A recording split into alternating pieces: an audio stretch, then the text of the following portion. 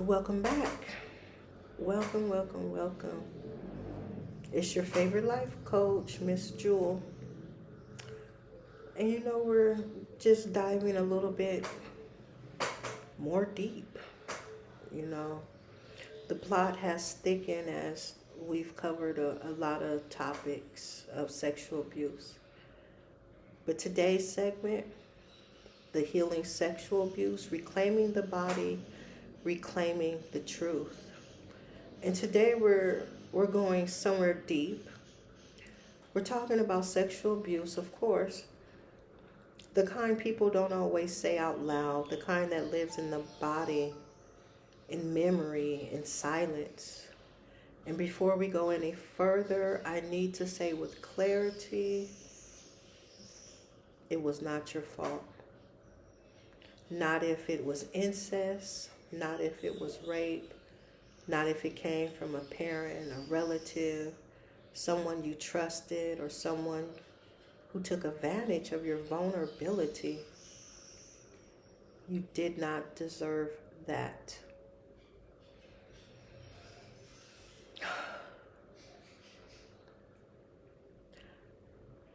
I'm going to say something that may be hard to hear, but freeing.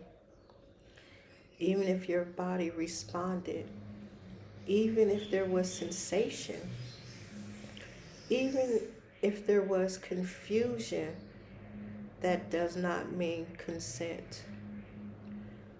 The body can respond to touch, and that is biology. That is not permission. That is not desire. And that, my dear, is not your fault.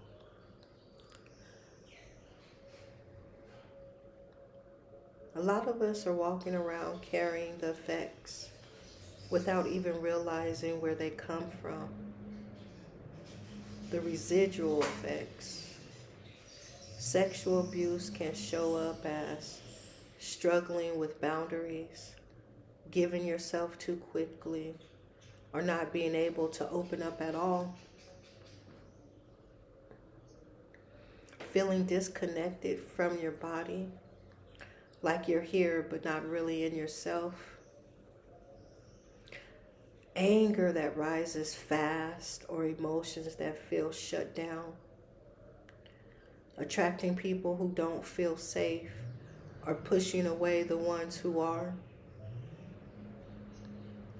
Shame, guilt, confusion. Feeling like something is off, but not knowing why.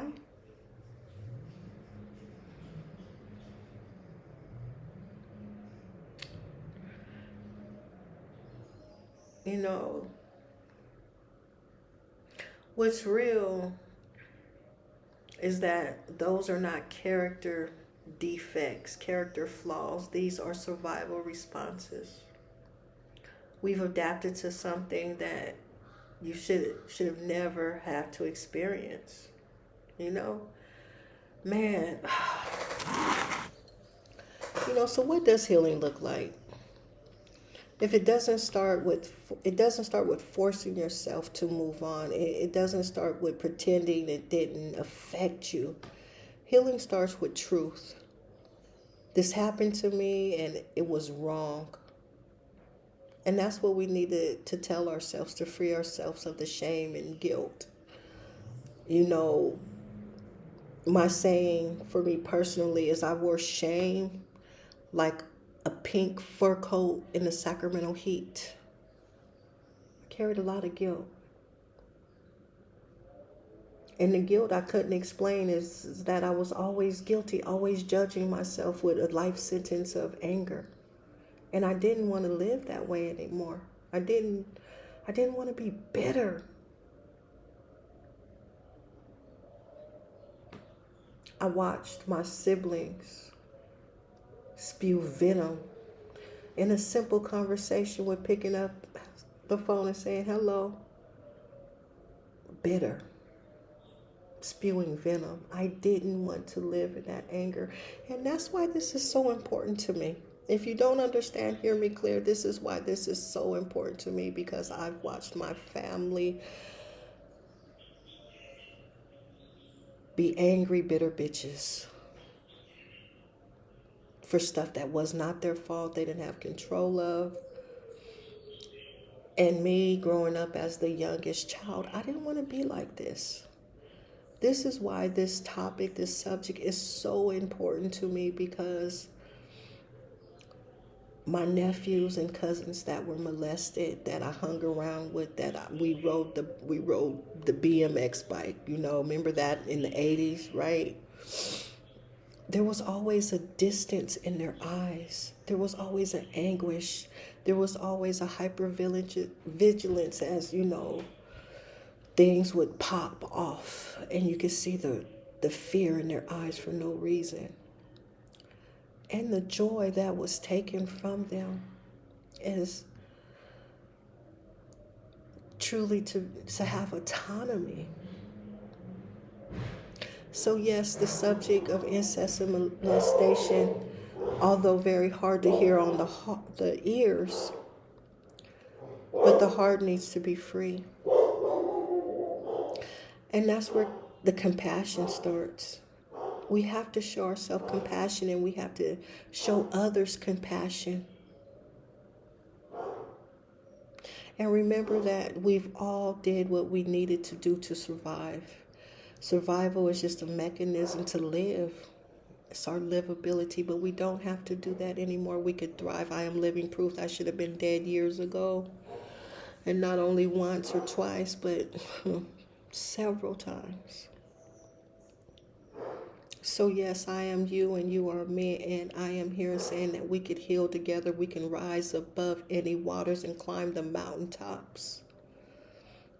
I did what I needed to do to survive, and so I'm showing myself compassion.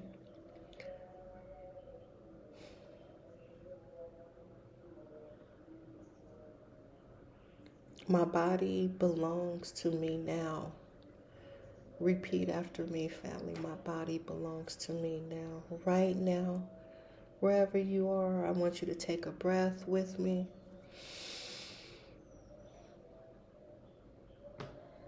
And place your hand on your heart and say, I am here now. And I am safe in this moment. I am safe to live freely in this paradise called Earth. The school of education and experience is the best of teachers. I am here. Family, you don't have to heal everything today.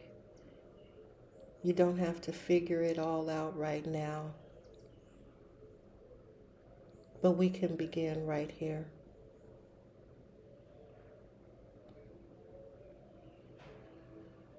If I touched you in some way, somehow, something in you, is this a part of your story? Can we walk the path of healing together? I want you to know that you are allowed to heal, you are allowed to feel, and you are allowed to take your power back right now.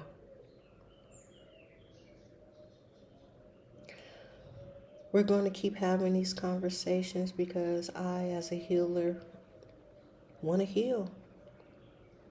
And because silence is where shame survives and we're only sick as our secrets, it's time to free ourselves of the bullshit. And we don't live there anymore.